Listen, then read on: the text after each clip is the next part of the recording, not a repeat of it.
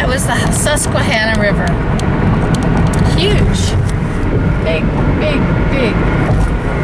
This is Harrisburg. I guess this is where Amtrak comes through.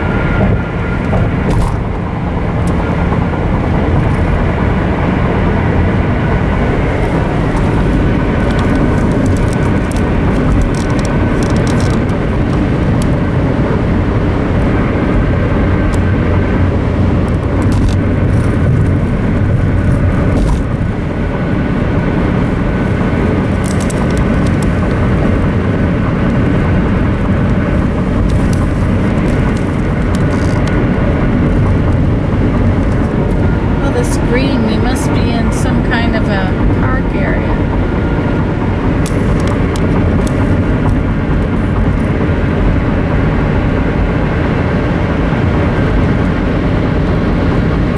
See, this should not be happening. People should not be passing on the right. They're passing on the right, and then here they come passing on the left.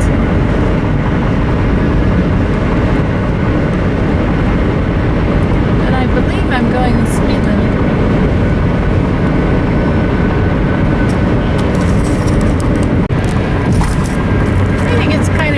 Well, it was kind of pretty back there through all these hills. I passed something last night. It was just this little tiny pile of dirt stacked way up high. I guess there was a telephone pole in it, but it looks like the whole cliff had been cut down around it. Look at those sleeping people.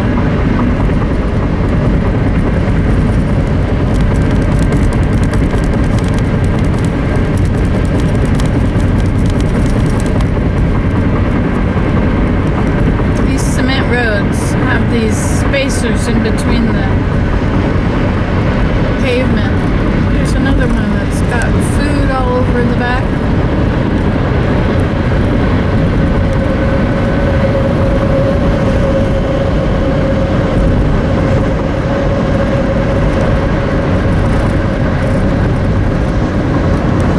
Anyway, I was going to say, when they make a cement road,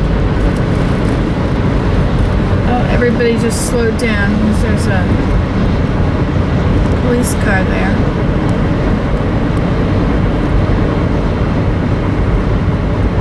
Slowed way down.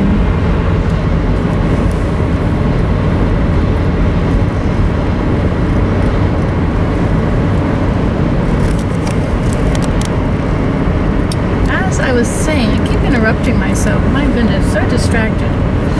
The cement on a road is laid in blocks or in sections blocked off, and then between them is a piece of rubber or nothing, and they don't touch exactly, and that's for the expansion and contraction of the cement with the weather. It expands in the summer and contracts in the winter. You'll notice that on bridges too. There'll be an actual gap up above the pillar. Let's see if we can see it on this one. Let's see if I can zoom in for you. See that crack up there? That's to give the bridge an opportunity to expand and contract. Did you already know that, or did I teach you something new? I like it when I teach you something new. So many of these things I figure are just standard, everybody knows them, but then there was a point at which I learned them. So maybe somebody else hasn't yet been in a circumstance to learn that. See here on this bridge? You see those two cracks? I might not have shown you right. Now, if you live in Arizona, they probably don't leave cracks in the bridge.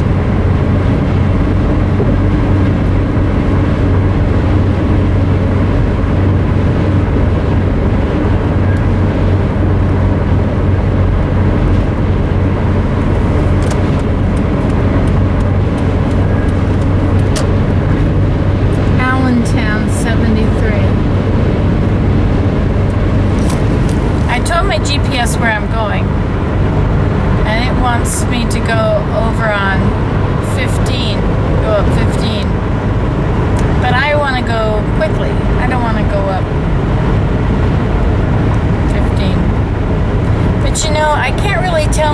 Yes, it's Garmin. I can't really tell it that I want to take I-81 up to 90 and go over on 90 and find out how much difference the mileage is. I don't know exactly how to tell it that unless I pinpoint the intersection of I-90 with 81 as a via point and then let it tell me how much longer.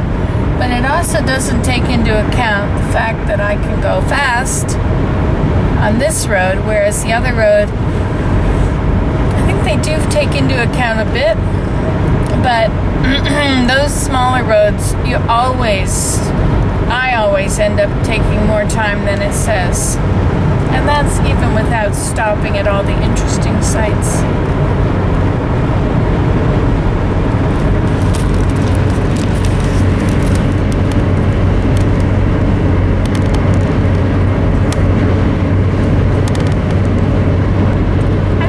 Liked Pennsylvania, the hills in Pennsylvania. They're not as big as the hills in the mountains of West Virginia. Ooh, look at that pretty pond over there.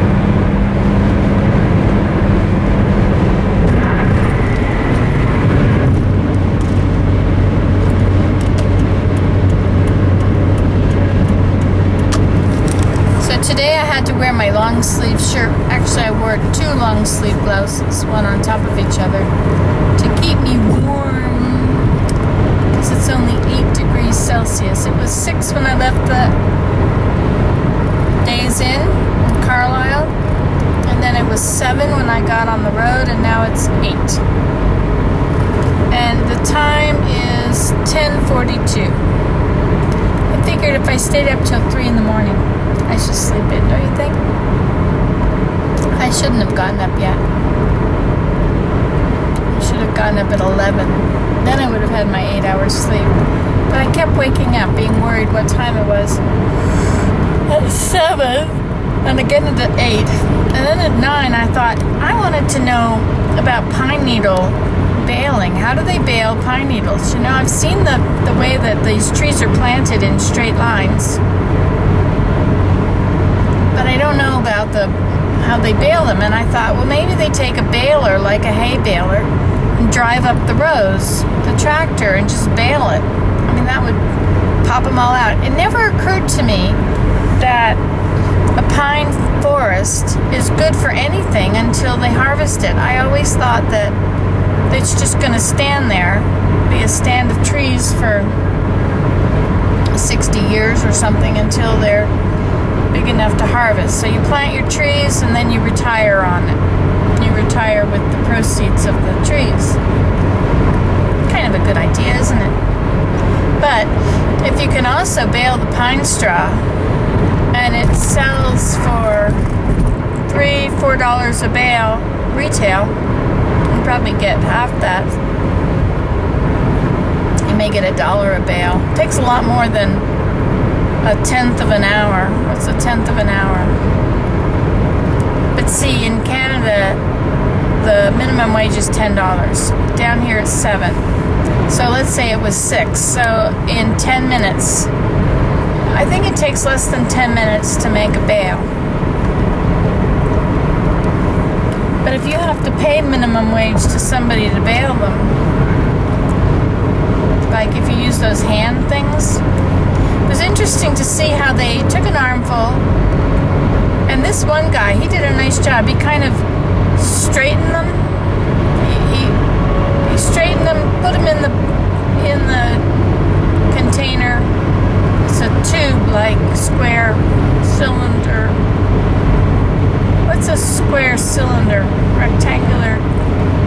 Anyway, he stuck them, pushed them down in this thing, and folded the sides over to make them go in. And that's just the way that my pine straw was baled. I've opened it up and I've been sorting all these pine needles, making with Mom. You've seen me sit there and lining the needles up, getting ready to use them. Much easier if they're already straightened up, especially if they have to be wet so that they can be really straightened up. More lines where people have driven across. It must be kind of the in thing to do up here. Kind of messes up the landscape.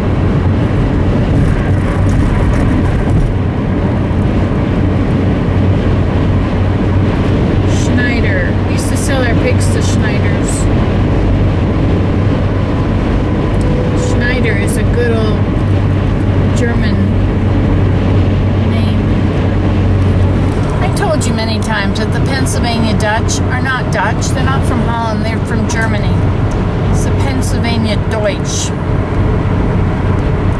But anyway, so there's a lot of Germans in this area. This is where my ancestors come from.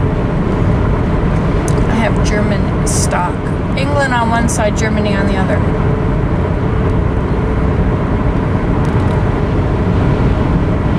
It's interesting. Maybe that accounts for why the personality of that side of the family is kind of harsh.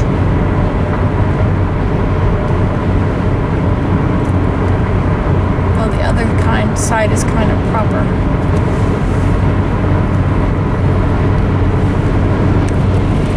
Another little pond down there. Look at the basketball hoop in it. Now that's creative. Thinking outside the bag. Oh look, this is not just a pond, is it a river in it? Oh, it was a pond, it was just a very long pond.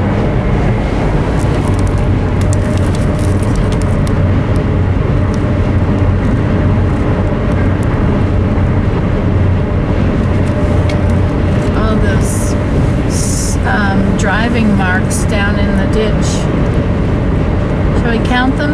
Let's count them.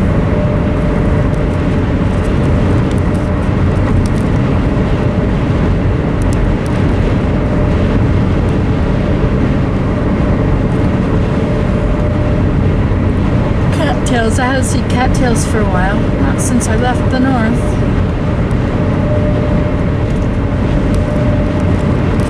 Clouds of gray are in the sky. Flocks of birds are passing by. Look at these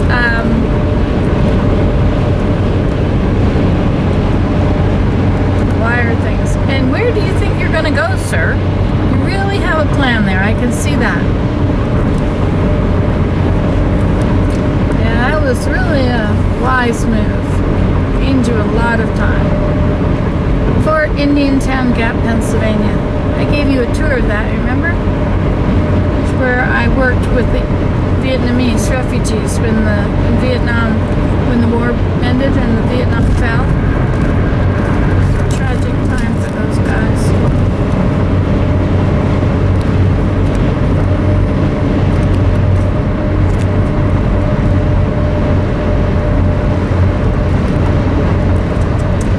Fort Indiantown Gap is the gap in those mountains over there. Let's see if I can show you in there. Can you see that gap?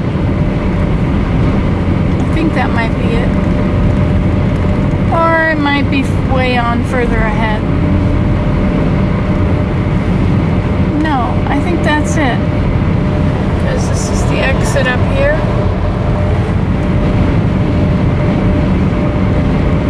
Of course, I have been wrong. It has happened to me in the past.